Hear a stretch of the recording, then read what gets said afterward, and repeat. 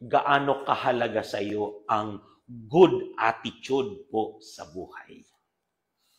Blessed morning to everyone. I greet the God in you, who is the God in me. Praise be Jesus, Mary, and Joseph. Attitude.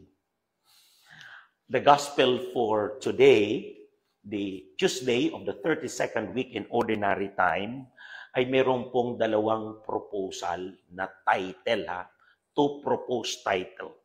The first one is the parable of the dutiful servant, and the second one, which is gustong-gusto ko ito, attitude of a servant. So doon sa una, dinescribe na yung ano ang dapat na yung very specific, no? Very specific dito, dutiful servant, may modifier na. Ano yung expected na attitude meron ang isang servant? Dutiful servant. But the second one is something broader. At gusto-gusto ko ito. Dahil just lately, talagang medyo na-stress din ako because of the bad attitude, no? Nang gigil talaga ako. Sorry, no, to tell you. I just want to be honest. Siguro I was affected emotionally and psychologically. Sabi ko rin, na-realize ko rin, may attitude din pala ako. Yes. Attitude of a servant. Attitude. Sa buhay, di ba? Napaka-importante, napakahalaga ang attitude sa lahat ng ginagawa natin araw-araw. Tanungin mo nga sarili mo, anong attitude mo ngayon paggising mo sa umaga? Positive or negative attitude? May attitude ka. So sa totoo lang, ito, real talk tayo Sa totoo lang, mahirap kasama sa opisina ang isang trabador na mayroong attitude problem, ang may attitude problem na empleyado. O kasama mo sa opisina, di ba? Mahirap. Nakaka-stress. Apektado ka. Kahit sabihin mo, huwag mo nang pansinin yan. Pero, apektado ka. At lagi mo nakikita araw-araw. Kailangan ikaw ang mag-adjust sa kanya. Kailangan ikaw ang mag-adjust lagi sa kanya. Yan. Nakakapagod din yun. Totoo lang. Real talk, Ito ba yan? Toxic, di ba? Toxic sa isang asawa na may attitude problem. Siguro lagi kayong mag-aaway na dalawa. Nakakairita ang isang anak na may attitude problem sa pag-aaral, kapag inuutusan, di ba? Kailangan mo na lang laging paalalahanan, anak, pakiayos ng higaan mo, pakiligpit ng mga laruan mo. Kaya nga, alam niyo mga magulang, kailangan turuan ang mga anak natin ng good attitude from the very beginning, from the early childhood. No, attitude, good attitude sa buhay. Di ba?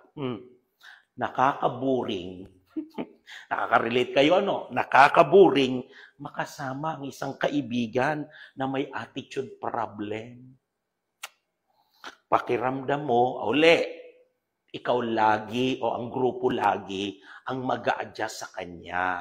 Kasi sabihin na, kilala na natin yan, kailangan tayo ang mag-adjust sa kanya. Hindi lang lahat ng panahon, ikaw ang mag-adjust o ang grupo mag-adjust sa kanya. Kahit sa community. Diba? Madami. Iba-ibang personality yan. Kung lahat yan mayroong mga attitude problem, sa tingin mo, mabubuo ang isang community? Siguro lagi na lang nag-aararaway. Paki-evaluate nga ng sarili mo. Huwag yung ibang tao, huwag yung asawa mo, huwag yung anak mo. Paki-evaluate yung sarili natin. May attitude problem din ba ako? Aware ba ako na naaapektuhan kasama ko sa opisina, ang mga anak ko, ang asawa ko, itong mga kaibigan ko, ang community members ko, fellow servants ko sa parokya, sa attitude na meron ako. Positibo man o negatibo man.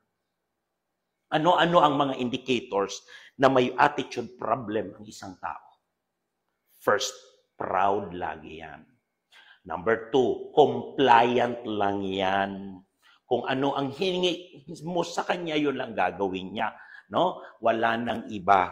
Complaining, wala pang ang ginagawa, complain na ng complain. Always feel that he is obligated.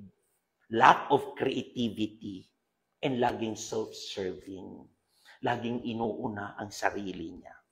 But one who has a good attitude sa buhay, humble, hindi hambog, committed, devoted yan. Ito pa, instead of complaining, grateful ang taong yan. Creative lagi. And always motivated by love. And very passionate. In fact, si St. Paul, sa ating first reading ngayon, pinaalalahanan ang mga lalaki, ang mga babae, older men, and even the younger women, ang mga attitude na meron dapat, ang isang Kristiyano. Anong sabi ni St. Paul? Pakinggan ninyo, sa mga older men, should be temperate, dignified, and self-controlled, sound in faith, love, and endurance. Alam natin, mga babae, mga lalaki lang, o sa mga babae naman, ito dapat ang maging right attitude natin.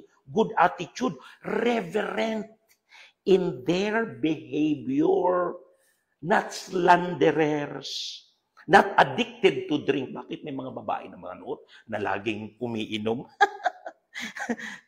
Teaching what is good, so that they may train young women to love their husband and children, to be self-controlled, chaste, good homemakers, under the control of their husband, so that the word of God may not be discredited. Wow, klarong-klaro. Tanungin mo nga, gaano kahalaga sa iyo ang good attitude sa buhay? Gusto no? Magdasal tayo. Lord, change my attitude towards life. I am too selfish, complaining, and ungrateful.